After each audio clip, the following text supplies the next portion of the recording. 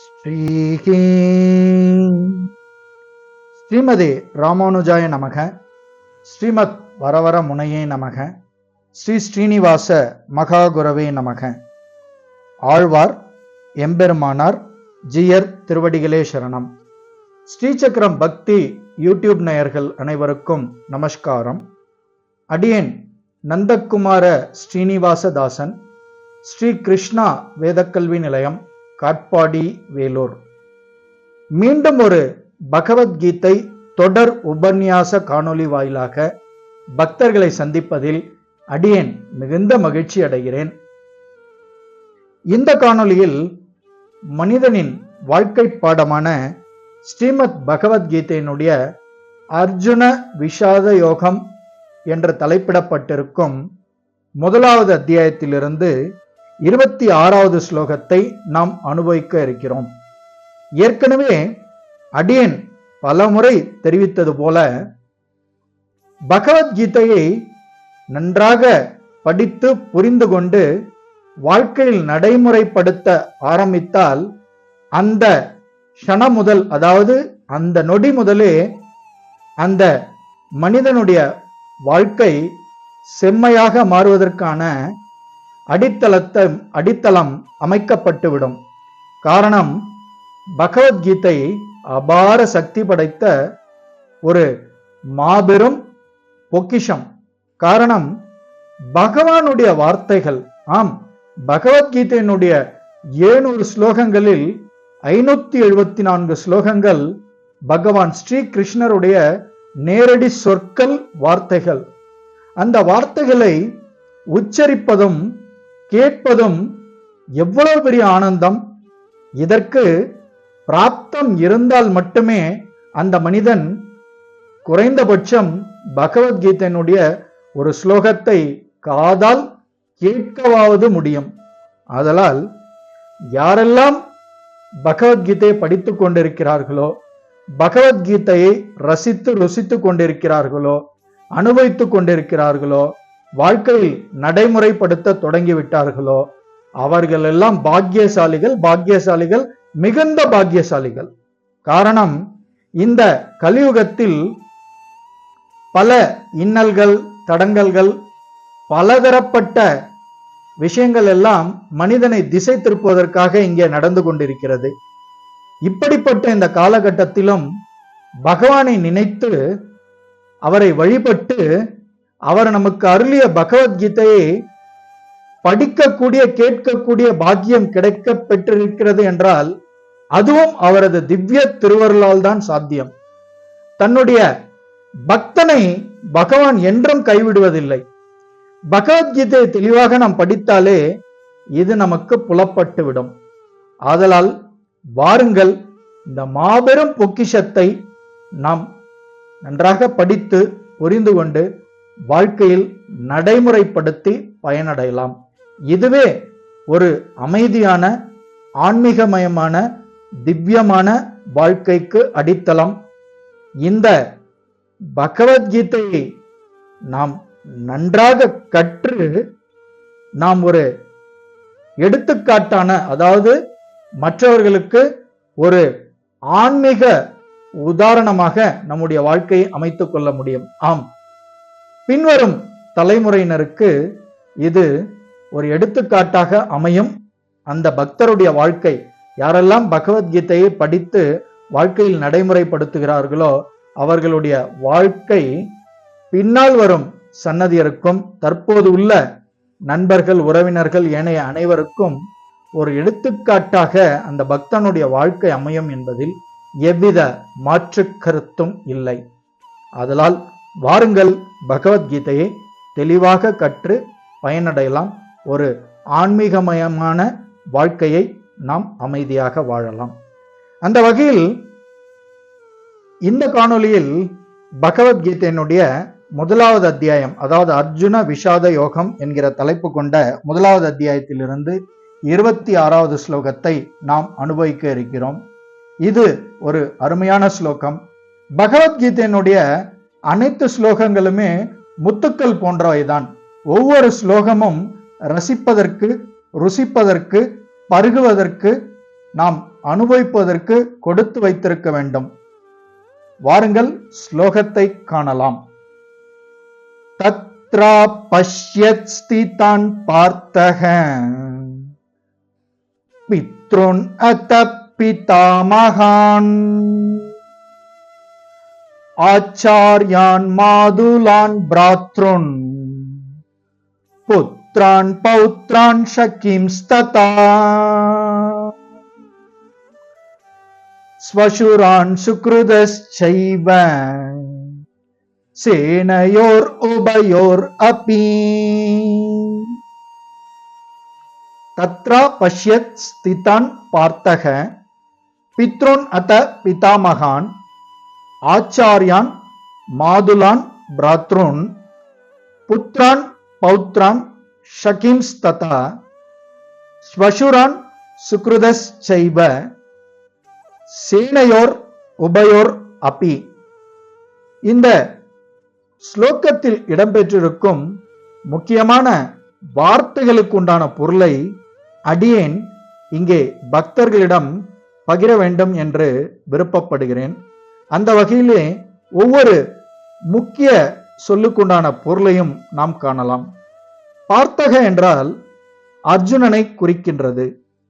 பித்ரோன் என்றால் தந்தையர், பிதாமகான் என்றால் பாட்டனார்கள், ஆச்சாரியான் என்றால் ஆச்சாரியர்கள் அதாவது குருமார்கள், மாதுலான் என்றால் மாமாக்கள், பிராத்ருன் என்றால் சகோதரர்கள், புத்ரான் என்றால் மகன்கள், பௌத்ரான் என்றால் பேரன்கள், ஷகீன் என்றால் நண்பர்கள், ஸ்வசுரான் என்றால் மாமனார்கள், சுக்ருதக என்றால் நலன் விரும்பிகள் என்று பொருள்படும்.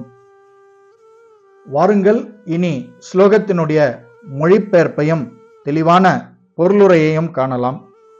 அதற்கு முன்னர் அடியேன் ஏற்கனவே முந்தைய ஸ்லோகங்களில் விளக்கி கூறியதை போல பகவான் ஸ்ரீ கிருஷ்ணர் அர்ஜுனனுக்கு அந்த மகாபாரத போர்க்களத்திலே பார்த்த சாரதியாக செயல்பட்டார். அதான் அர்ஜுனனுடைய தேரை பகவான் இயக்கிய காரணத்தினால் அர்ஜுனனுடைய தேரோட்டி.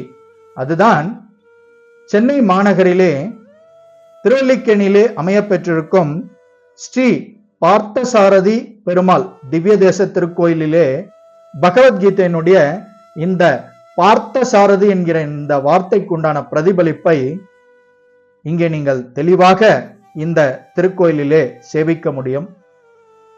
நாம் இந்த திருக்கோயிலில் நுழைய முன்னரே நமக்கு பிரம்மாண்டமாக தத்ரூபமாக இந்த பகவத்கீதையினுடைய அதாவது பகவான் தேரிலே அமர்ந்து அர்ஜுனனுக்கு உபதேசிக்கும் அந்த காட்சி மிக அருமையாக தத்ரூபமாக அங்கே வரையப்பட்டிருக்கும். அதனால் ஏற்கனவே அடியேன் குறிப்பிட்டது போல பகவத்கீதையை நாம் நன்றாக கற்றபின் பகவத்கீதையினுடைய சாராம்சத்தை பிரதிபலிப்பை ஒவ்வொரு வைணவ திவ்ய கஷேத்திரத்திலும் நாம் கண்கூடாக காண முடியும். இது பக்தர்களின் ஆன்மீக பார்வையால் மட்டுமே சாத்தியம். சாதாரண மக்களால் இதை ருசிக்க முடியாது. காரணம், அவர்கள் பகவத்கீதையினுடைய சாராம்சத்தை கற்காத காரணத்தினால் அது தெரியாது. ஆனால் பக்தன் தன்னுடைய ஆன்மீக பார்வையில் ஒவ்வொரு வைணவ திவ்ய கஷேத்திரத்தையும் சேவிக்கும் போது பகவத்கீதைக்கும் அந்த திவ்ய கஷேத்திரத்துக்கும் உண்டான தொடர்பை தன்னுடைய ஆன்மீக பார்வையால், அதாவது சுருக்கமாக சொன்ன போனால் ஆன்மீக ஞான பார்வையால் தெளிவாக காண முடியும். அப்போது பக்தர்கள் எல்லாம் பாக்கியசாலிகள் தான் அல்லவா? ஏனென்றால் அவர்களுக்கு அந்த ஆன்மீக ஞான பார்வை பகவானால் அருளப்பட்டு விடுகிறது.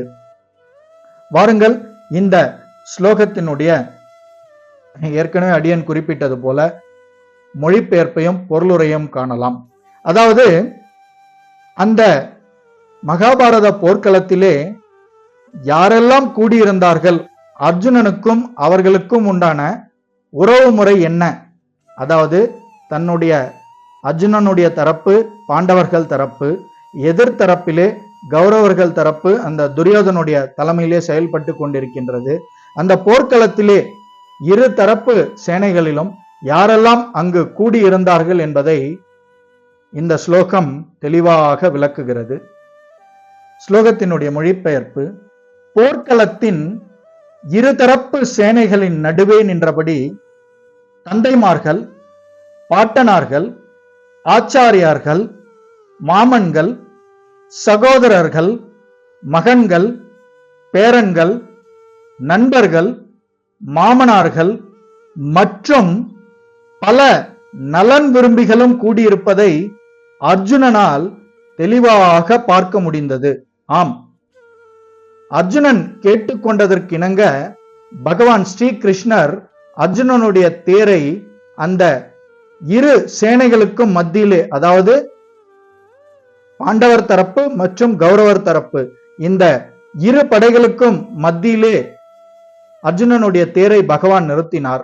அப்போது அர்ஜுனனால் யாரெல்லாம் அங்கு கூடியிருந்தார்கள், அவர்கள் என்னென்ன உறவுமுறை வேண்டும் என்பது இந்த ஸ்லோகத்தின் வாயிலாக தெளிவாக நமக்கு புலப்படுகிறது. ஸ்லோகத்தினுடைய பொருளுரை: போர்க்களத்தில் எல்லா விதமான உறவினரையும் அர்ஜுனனால் காண முடிந்தது. பூரிஷ்ரவன், அதாவது பூரிஷ்ரவன் போன்ற தனது தந்தையின் தலைமுறையை சார்ந்தவர்களையும், பீஷ்மர், சோமதத்தர் போன்ற பாட்டனார்களையும், துரோணாச்சாரியார், கிருபாச்சாரியார் போன்ற ஆச்சாரியார்களையும், அதாவது குருக்களையும், சல்லியன், சகுனி போன்ற மாமாக்களையும், துரியோதனன் போன்ற சகோதரர்களையும், லக்ஷ்மணன் போன்ற மகன்களையும், அஸ்வத்தாமன் போன்ற நண்பர்களையும், கிருத்தவர்மன் போன்ற நலன் விரும்பிகளையும் அர்ஜுனன் அங்கே தெளிவாக கண்டான். சுருக்கமாக சொல்ல போனால், அவனது நண்பர்கள் பலர் அடங்கிய படைகளையும் அவனால் அங்கே தெளிவாக காண முடிந்தது. இங்கே ஒவ்வொரு உறவுமுறைக்கும் மாமாக்களுக்கு 2 பெயர்கள், அதாவது உறவினர்கள், தாய்மாமாக்கள், அதாவது எந்த வகையில் அவர்கள் உறவுமுறை பெற்றிருக்கிறார்கள் என்பதை விளக்கி அங்கே 2 பெயர்களும் குறிப்பிடப்பட்டிருக்கிறது. ஒரு உதாரணத்திற்காக, இதுபோல பலர் அந்த போர்க்களத்திலே கூடியிருந்தனர். இதுதான் அர்ஜுனன், பகவான் அர்ஜுனனுடைய தேரை எடுத்துக்கொண்டு போய் அந்த இரு சேனைகளுக்கு மத்தியிலே நிறுத்தியவுடன் அர்ஜுனன் அந்த போர்க்களத்தில் கண்ட தெளிவான ஒரு காட்சி. அதுதான் இந்த ஸ்லோகத்தின் வாயிலாக நமக்கு விளக்கப்படுகிறது. இத்துடன் ஸ்ரீமத் பகவத்கீதையினுடைய அர்ஜுன விஷாத யோகம் என்ற தலைப்பு கொண்ட 1வது அத்தியாயத்தின் 26வது ஸ்லோகம் இனிதே நிறைவு பெறுகிறது. அடுத்த ஸ்லோகத்தில் மீண்டும் சந்திப்போம். அதுவரை உங்களிடமிருந்து விடைபெறுவது அடியேன் நந்தகுமார ஸ்ரீனிவாசதாசன், ஸ்ரீ கிருஷ்ணா வேதக்கல்வி நிலையம், காட்பாடி, வேலூர். மிக்க நன்றி. ஜெய் ஸ்ரீமன் நாராயணா.